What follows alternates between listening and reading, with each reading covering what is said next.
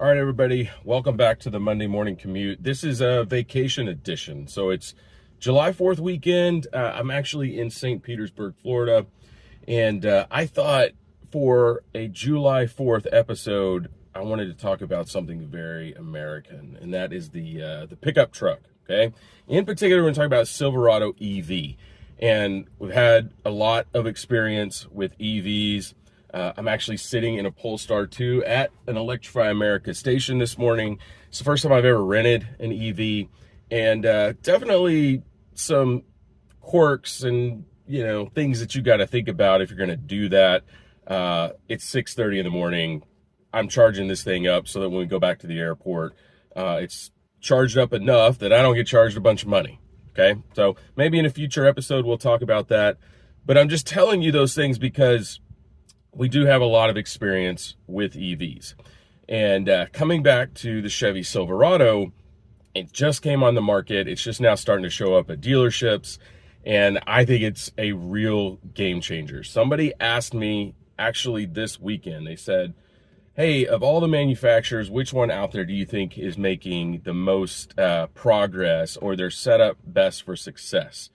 And General Motors came to mind very, very quickly. We've owned two Chevy Bolts. We actually still have one in the family. My mom drives one around every single day. Great product for what it was and at the time that they built it. Really, really good EV. Their Ultium 2 platform that they are now delivering vehicles on is even better. And I think the product that showcases that the most is the Silverado EV. You're talking about a real pickup truck, a pickup truck that people can actually use to do pickup truck things, okay? We have a lot of trucks on the market already. We have the F-150 Lightning, which is basically, looks just like a regular F-150, but hasn't sold all that well because it's still range limited. And to do truck things, okay, like towing, or you live in a place, an area of the country where you really need a pickup truck to haul things over long distances, you need range. And then you've got the Rivian R1T, which is more of a lifestyle truck. It's a smaller truck, a really small bed, a really cool product. We love Rivian and what they're doing. They've positioned that product and their R1S as more of an adventure style product, a lifestyle product. Kind of that Patagonia REI brand imagery. And I think they're doing a really good job. But it's still not a truck to do truck things, not every day. The other truck that's come out on the market is the Cybertruck. And I'm just going to stop right there, okay? The Chevy Silverado EV and its GMC Sierra equivalent is the first truck to hit the market to do truck things, all right? In its base form, 390 miles of range in the base work truck package. If you go all the way up to the work truck 4 package, I think they call it the WWT4, you're talking 450 miles of range. Okay? The EV RST Launch Edition, 440 miles of range. And the great thing about their range estimates is they're actually hitting them in the real world. We're seeing people on the highway doing road trips, getting in excess of 440 miles, okay? That's huge. And we're also seeing them come along and be able to tow with that truck and still hit well over like 220, 230 miles with a heavy load, like, 8,000 pounds in tow. That is a big deal, okay? That is more than enough to get the job done most of the time, excuse me. Haven't had enough coffee yet. So, beyond that, though, the Silverado EV comes with what I think is a killer application, and that is its midgate form. Everybody remember the old Chevy Avalanche, right? Okay, it's kind of ugly, kind of awkward, and people in the truck world sort of dismissed it. Actually, people who own Chevy Avalanches know how convenient and how versatile that truck is. And General Motors decided with this new platform, full-size truck, they'd bring that capability back. I actually had a chance to go put hands-on with that truck and try out the midgate form factor. I think it's unbelievable. I think the 60-40 split, the ability to lower the lower section and keep the glass up if you want, the ability to remove that glass and open the entire thing up and have 100% cab through to bed capacity. You get over 9 feet of length there to do with whatever you want to do with it. And I think that actually brings up something that Chevy is completely underselling at this point. And that, look, we love outdoor adventuring. We love overlanding, camping. We've got our trailers. We've done tons of trips out to Colorado and the American Southwest.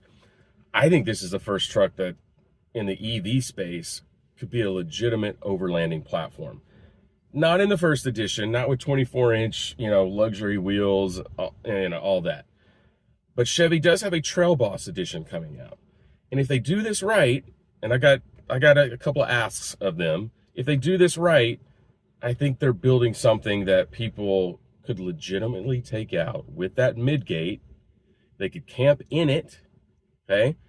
There's enough power and range to take whatever you think you need, all right, to be comfortable and to cook with and to just exist with out on the road, whether you're camping in the wilderness or you're just doing a road trip.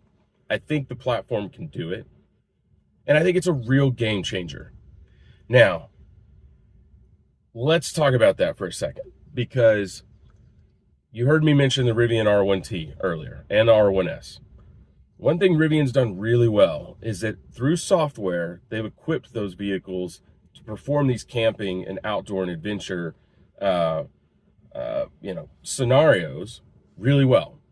They have camp mode, okay, where the electronics manages the EV components, the battery, the perfect way to allow you to use the electricity when you're at camp, okay?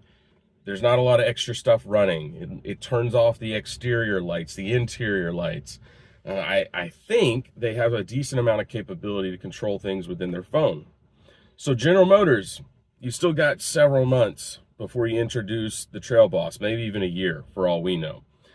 Make sure when you do that you're thinking about these things for the owner, for the person who's out at camp and they want to be able to control the air conditioning or the heating or the lights, or how about the air suspension? So we've got air suspension on the Silverado EV.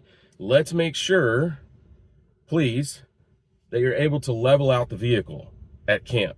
Rivian figured that out a long time ago. Okay, it's a big deal when you get to camp. You need to make sure that the vehicle's level if you're going to sleep in it. And with that midgate in your EV, your Silverado, people can do that. They can do it comfortably, okay? So let's make sure they can level out the vehicle and control the things that they need to be able to control at camp. I think that's a big deal. Second on my wish list for the Silverado EV, and so let's make sure on that Trail Boss edition that approach and departure angle are at least fairly easy to manipulate. And what do I mean by that? Rear bumpers and front bumpers, let's make sure that people can replace them if they need to and get a little bit more clearance. Let's not make it, 30 different attachment points at the front and we got to cut a bunch of stuff. Let's just think this through, okay? I need to be able to fit the right types of wheels and tires on the vehicle, and I need decent clearance at the front and at the back. All right, I just either that or you just give it to us straight up when you bring the thing to market. And we can put some things to protect the side of the vehicle as well, the rock rails and all that. Third, I'd love to see some accessories designed for the truck bed. So you've got, this slightly sloped design element on the trucks, which means I can't fit standard bed toppers, camper shells on the back of this platform.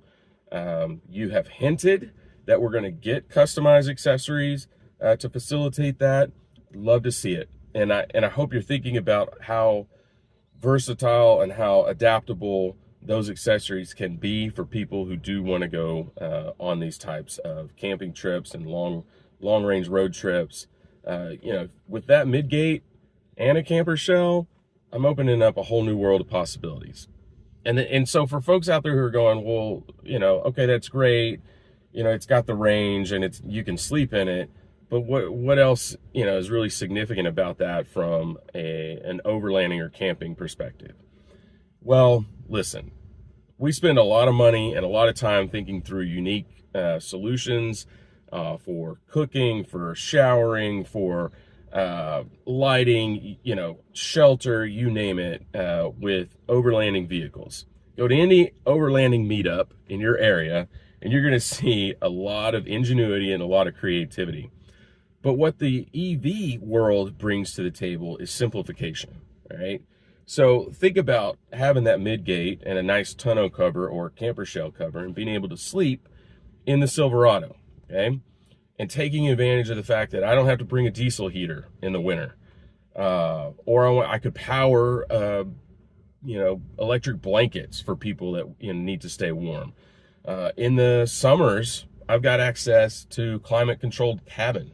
Okay, the third parties out there are starting to develop portable air conditioners for people. You go, oh, that's absurd. Well, it's not absurd in Texas, where right now it's well over 100 degrees, and even at night it's like 88. Okay, all night and humid, and that means most people don't go out and enjoy being outdoors.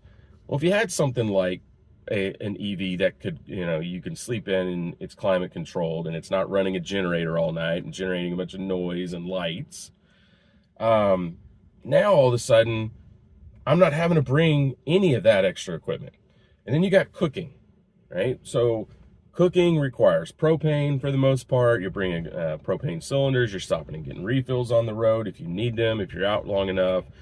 Man, it'd be great to just bring a small induction cooktop, be able to plug it into the bed and use it. And so very quickly, your requirement for all of the things you need to bring with you starts to shrink quite a bit. It becomes much more manageable. And with a platform like Silverado and Sierra and whatever General Motors is about to bring to market, because they're hinting at much, much more in the short term, I think you're going to be able to see people be able to use those products in really unique ways. I would love it if General Motors would let us have one of these and go test out this theory. For those of you watching, make sure you like the videos. Please subscribe to the channel, because when we go out and we talk to General Motors or we talk to Stellantis, one of the things that they definitely look at, straight up subscriber counts, okay? So they've got their minimum thresholds. And we've been fortunate to have some vehicles from some manufacturers over the last couple of months and years, and we're really thankful for that. But we'd like to do more. And this is a fun weekend hobby, but we'd like to do more with it, and get access to more and more vehicles. And, you could really help us out in that regard. So let me know what you guys think about the Silverado EV. It's certainly expensive. We know that. Cars are expensive these days. That's why we don't spend a lot of time talking about price. Price is price, okay? The market is what the market is, okay? You're going to see some adjustments. People stop buying, okay? You're starting to see that in the Stellantis world with Jeep and Ram and Dodge, right? They're in a world of hurt because they're charging too much for their vehicles, okay? So price is price.